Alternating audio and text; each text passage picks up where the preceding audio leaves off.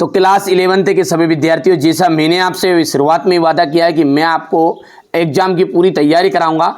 हर जिले में अलग अलग तरह के प्रश्न पत्र आ रहे हैं। इसी श्रृंखला में मैं आपको एक ऐसा मॉडल पेपर बता रहा हूं, सिलेक्टेड क्वेश्चनों का संग्रह है। इसमें पूरे क्वेश्चन आपके चांस रहेंगे फंसने के। तो चलिए बेटा, मॉडल पेपर है लेकिन है बहुत ही दमदार। चलिए तो शुरू करते हैं। वहाँ कोशिका अंग जिसमें डीएनए पाया जाता है, केंद्रक में भी पाया जाता है, माइटोकॉन्ड्रिया में भी पाया जाता है, हरित लवक में पाया जाता है, यानी कि ये सभी एकदम राइट आंसर रहेगा। स्टारफिश किस संघ का जंतु है? स्टारफिश जो है इकाइनोडर्मेटा का है।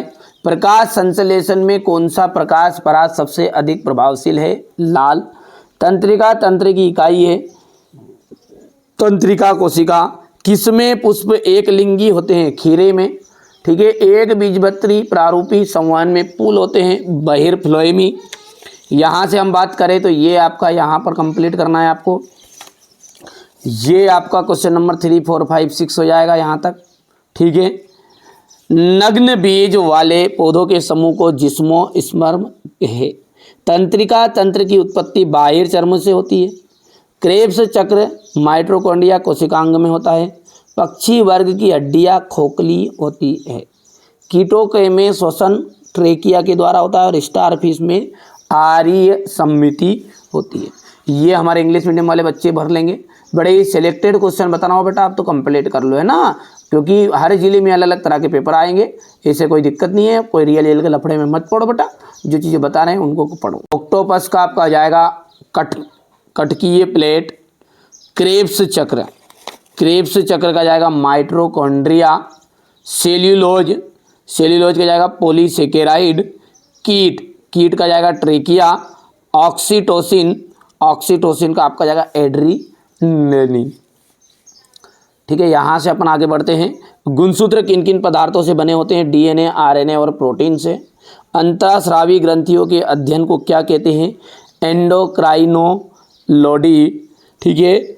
द्विखंडन क्रिया किसकी है? अर्धसूत्री विभाजन की। अमीबा का प्रचलन अंग कौन सा है? कूटपाद। नाखून किसका बना होता है? काइटिन का। किसका? एंडोक्राइनोलॉजी कहते हैं। द्विखंडन क्रिया किसकी है? अर्धसूत्री विभाजन की। ठीक है। अमीबा का प्रचलन अंग कौन सा है? कूटपाद। नाखून किसका बना होता है? काइटिन का बना होता है। ठीक है। ये हो गया इतना। इसके बाद में ये क्वेश्चन नंबर 4 रहेगा आपका, ध्यान से देख सकते हैं इतना ये। ठीक है भैया। इसके बाद में आगे बढ़ते हैं। तो अगला क्या है हमारा? क्वेश्चन नंबर 5 है। मानव का वैज्ञानिक नाम मैगीफेरा इंडिका है। क्या ये असत्य रहेगा? जड़ें गुरुत्वाकर्षण गति प्रदर्शित करती है। सत्य है। ठीक है बेटा। अलग अलग जिलों में अलग अलग तरह के प्रश्न पत्र आएंगे। ठीक है। आपने जो अभी तक पढ़ा है उसका रिवाइज करो, और ये जो मैं बता रहा हूँ ना, इनको पढ़ो बस। इसके अलावा अलग से कोई चीज़ें पढ़ने की ज़रूरत नहीं है। समय कम है आपके पास, वही चीज़ें बताऊंगा जो परीक्षा हॉल में आपको देखने को मिलेगी। ठीक है। बढ़िया ही आईएमपी क्वेश्चन बेटा, ये कोई रियल पेपर नहीं। देखो, मैं मेरे बच्चों को बहकाव में नहीं रखता। ठीक है। मॉडल पेपर है ये। ठीक है। पर लेकिन बड़े ही सिलेक्टेड क्वेश्चन इसमें हैं। ठीक है। आप तो तैयारी करो, मेरी जवाबदारी यदि इसमें से क्वेश्चन नहीं फंसते तो, है ना। ठीक है। 3 मॉडल पेपर दूंगा, ओनली 3 मॉडल पेपर, जिसमें से आपके कोई से भी जिले से हो ना, बिल्कुल फाड़ के रख दोगे पेपर को, है ना। पुष्प दल विन्यास की परिभाषा। रंध्री तंत्र क्या है? रंध्र की संरचना का वर्णन कीजिए। क्लोरोप्लास्ट का नामांकित चित्र बनाइए। कोशिका भित्ति के 2 कार्य लिखिएगा।